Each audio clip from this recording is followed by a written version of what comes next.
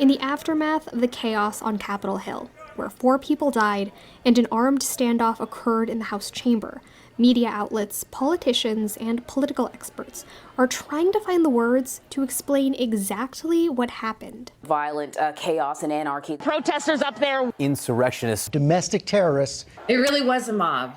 Some words like protest and riot were used almost interchangeably, but the implications of each term matters, especially when it comes to accurately describing the violence that occurred.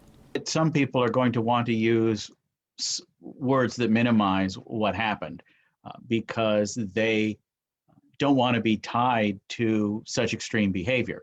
In a sample of more than 100 different online articles from 17 different news outlets published over the course of the day, Newsy found the most common words used to describe the Capitol breach were violence, protest, mob, and riot.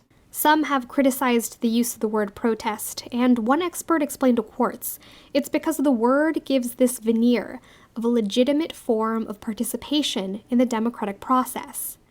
Outlets like the Associated Press or the Washington Post opted for violent protest, rioting protesters, or mob instead, while other experts and outlets like NPR chose to use more aggressive terms like pro-Trump extremists committing acts of insurrection. But make no mistake about it, this hasn't happened for 200 years. And so to say that it's a riot along the lines of people after a Big Ten football game or something is ridiculous. It's not protest, it's insurrection.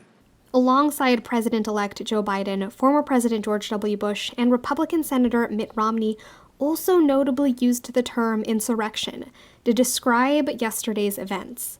More than mob or riot, the word specifies a violent uprising against authority, and it carries both historical precedence and legal implications in the U.S. Code. This was a deliberate effort to block the actions of the U.S. Congress. And using violence to stop lawmaking, to shut the government down, even for a few hours, is the very definition of something beyond a riot. Casey Mendoza, Newsy, Chicago.